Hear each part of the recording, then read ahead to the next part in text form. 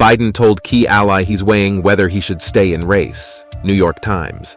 The White House is denying the story, insisting Biden is staying in race.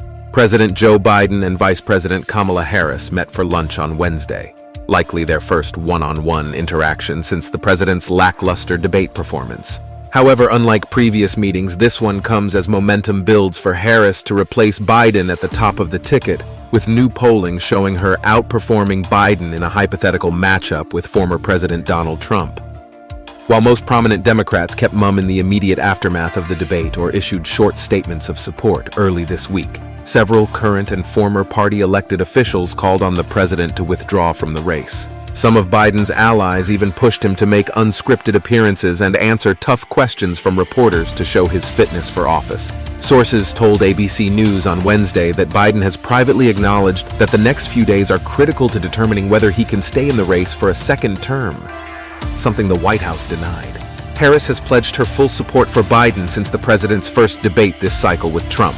On ABC News Live the night of the debate, Harris defended Biden's performance, saying, "The bottom line is this: let us not decide who is going to be the president of the United States based on the 90-minute debate. Let's measure that decision against the last 3.5 years." And in an interview with CBS News on Tuesday, she didn't mince words. "Look, Joe Biden is our nominee." Vice President Kamala Harris speaks at the Constitutional Convention of the Unite Here Hospitality U. Show more. Angela Weiss, AFP, via Getty Images. Harris joined Biden on an all-staff campaign call on Wednesday, during which Biden was unequivocal that he was staying in the race. Several sources familiar confirmed to ABC News.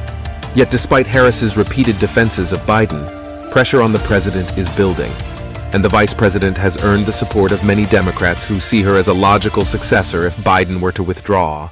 Former Ohio Congressman and 2020 Democratic presidential candidate Tim Ryan wrote in an opinion piece published Monday night in Newsweek that Biden should step aside so that Harris can become the Democratic nominee. "Biden promised to be a bridge president to the next generation," wrote Ryan, but that bridge collapsed last week. Democratic Rep. Jim Clyburn, a former House Whip and co-chair of the Biden campaign, said on MSNBC on Tuesday that he would support Harris taking over the top spot on the ticket if Biden were to step aside. "No, this party should not in any way do anything to work around Ms. Harris," said Clyburn, in response to speculation that the party could choose a different replacement. "We should do everything we can to bolster her, whether it's in second place or at the top of the ticket." Representative Jim Clyburn during a Senate Finance Committee hearing in Washington, D.C., June 4, 2024. Tierney L. Cross Bloomberg via Getty Images. Former Housing and Urban Development Secretary Julian Castro on Tuesday called for the president to withdraw and pointed to Harris as a strong option. He also noted that, "We have a stable of folks that I think could do a better job than Biden." A new CNN poll is fueling some of the Harris hype.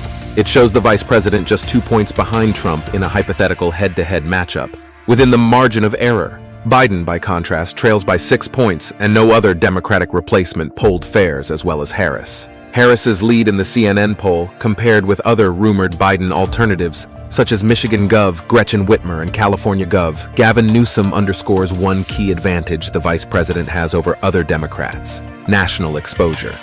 In the event of a late switch, Harris would likely have less work to do to define herself to the broader American public, and she has already been subject to painstaking vetting by the national press and her opponents.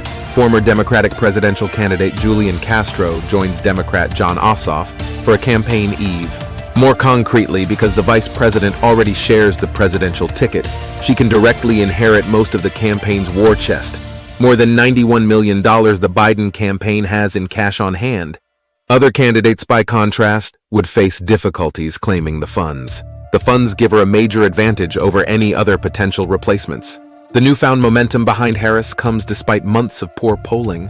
In 538's polling average, just 37.4% of Americans approved of the vice president's performance at the start of the year, roughly 2% fewer than approved of Biden's performance, according to 538's polling averages. Harris's approval rating remains lower than Biden's in the latest CNN poll, 29% to 34% respectively. Please take a moment to click the subscribe button and leave a comment.